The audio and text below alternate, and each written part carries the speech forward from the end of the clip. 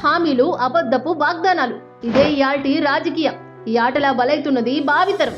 ఈ నడుమ శానా సర్కార్ బడుల్లా మధ్యాహ్న భోజనాలు పెడతనే లేరు. దీంతో పేద పిల్లలు బడులకు పోవడం మానేసిండ్రు. కేసీఆర్ పాలనలా ప్రభుత్వ బడులు ఆగం పట్టినయ్యన్న ముచ్చట తెలిసిందే.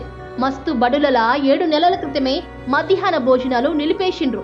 ఆడబిడ్డలకు సరైన టాయిలెట్లు, చదువుకునేటందుకు సరైన సౌలతులు కూడా లేకపాయే.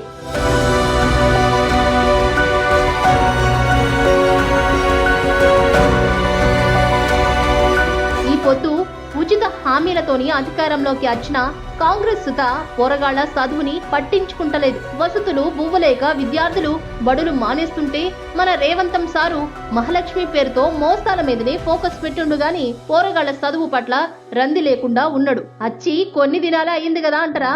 మరి కొన్ని దినాలలానే ఫ్రీగా బస్సులు ఎట్లా నడుపుతున్నారు? బువ్వ ఉడికిందో లేదో తెలవాలనంటే మెతుకు ముట్టుకుంటే చాలదా? చెప్పుండ్రి.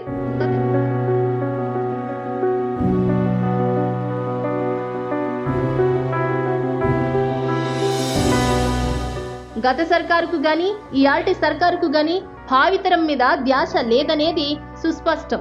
ఇది తప్పని చూపియాలంటే రేవంతం సారు సర్కారు బడుల మీద ధ్యాస పెట్టాలి. లేదంటే ఉచిత హామీలు కాకుండా భావితరం భవిష్యత్తు గురించి సోచాయించే పార్టీని ఎన్నుకోవాలి. కాదంటారా?